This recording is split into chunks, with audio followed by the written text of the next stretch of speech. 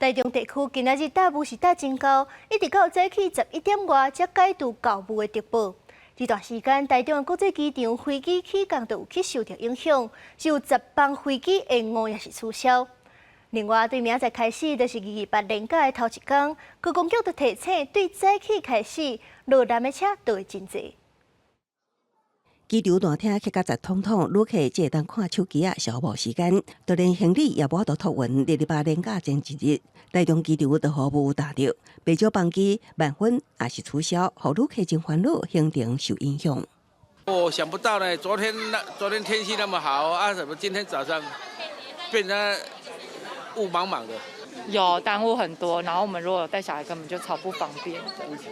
客原本规划要出国，已经提早2-3点钟就来到机场，也毋过班机缩慢分。气象署透早针对汤圆新地苗栗、台中彰化5县市发出浓雾特报。台中能见度捌无到200公尺，最后大约11点浓雾才解除，有10个航班受影响。这波浓雾影响有计会继续到3月初3了。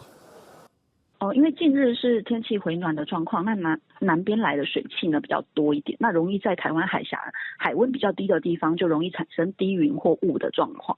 应该是在这个春季这一个季节是容易有起雾这一个情形，所以可能民众可能要如果有这个出游或出差的规划或者返乡的规划的话，可能就要把这因素纳入考量。另外，早起6点国道1号南向162公里的所在，也有驾驶亲像因为浓雾自动地磅站，造成2个人受伤。高公局提醒，228连假期间有计会一直大量车潮，连假第1日早起有计都是车上济时阵。南向尖峰量大概是平常的1.4倍左右，所以呢，我们在国五的南向的部分就会有一些比较长时段的拥塞，像是在从早上5点到下午的3点左右，一直到下午的3、4点就会陆续的疏解。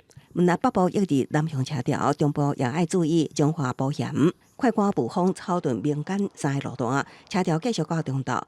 南部地区是顶金燕巢路段可能出现塞车，建议用路人避开尖峰时段。公司新闻采访报道。